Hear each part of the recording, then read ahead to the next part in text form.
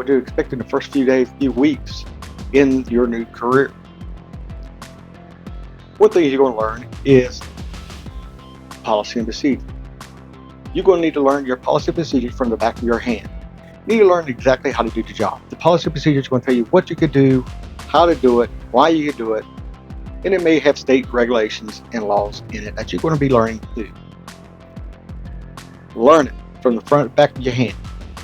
If you can get your hands on what's called an inmate handbook, this is a handbook normally inmates get, or a packet they get that tells you exactly what the rules they are going to follow and how they're going to follow it, and what time counts are, and what you're going to do during count, how your bed's supposed to be made, all this good stuff. Talks about call-offs, classification, PREA, everything you may need to know for an inmate. Well, the thing is the inmate's got to follow this rule book. You got to make sure they are following those rules. Get the book, learn it from the back of your hands, along with the policy and procedures. These inmates want to test your moral compass. What that means is they're going to ask you questions and try to get by you. They're going to try to get things they're not supposed to have. That is another reason you want to learn policy procedures and rules the inmates handbook have. The moral compass, what they're going to do is they're going to try to manipulate you, try to get you to do things that you're not supposed to do. As I say, it could be an easy thing as getting color and pencil, a pen, down in the duck is what we call it in this business, down in the duck. What they're going to do is they're going to train this duck, and sooner or later they have you bring in bigger items that they're not supposed to have. They're going to get you wrapped up into some ordeal you should not get yourself wrapped up. Part of testing your morals, you're going to learn to say the word no. You're going to say no a lot. If you don't know the answer, say, I do not know, but you cannot do it right now. Find the answer, ask the question, ask your sergeant, ask the lieutenant captain, whoever you next see, give them a call, find out the answer.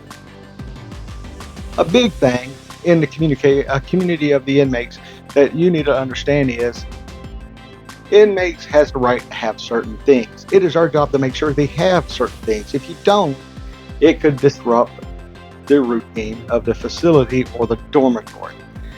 Basic items like toilet paper, toothbrush, toothpaste, things they're supposed to have. If they ask for those things and they're available to them in your officer station dorm, give it to them. We understand that we give these items out certain times of the week, the month. It's on a schedule. It is possible they can run out first. But the normal rule that I follow, and the officers that works with me, if they run out of something, especially in a confinement building like toilet paper or something like that, we're going to pull them out the cell and we're going to search them and find out, do you really have it or not? If you don't have it, we're going to go get it. That's fine. It's not a problem. I don't pay for the stuff. The state does. So give the inmate what they're supposed to have. That keeps the environment down.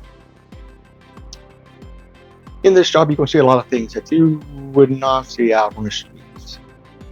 You got people, they like to play the mental game in corrections. They wouldn't do it if they wasn't inside the facility. They like cutting. You're going to see people try to cut themselves, scratch themselves. They're not trying to kill themselves. They're just trying to make you think they're going to kill yourself to get things they want. Things like that's going to play with your mental mind. You're going to see a lot of crazy things. You're going to see some things like another inmate stab another inmate, or some fights, some brutal things, that kind of stuff. I'm going to tell you that you need to check yourself before you arrest yourself.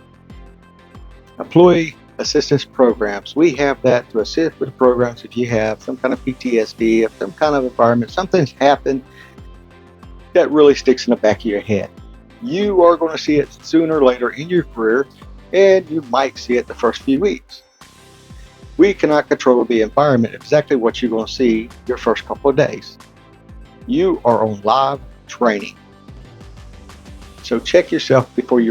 A lot of officers, when they're in this position a long time, they get complacent. Complacency will get someone hurt or killed. Do not be complacent. Do not get complacent. Don't take shortcuts. If you're supposed to go by every cell, go by every cell. If you're supposed to, no matter what it is, do it from point A to point B. Don't skip around. If you like this content, like, share it, and don't forget to subscribe to this channel to get more opportunities and more learning materials like this. And thank you for watching.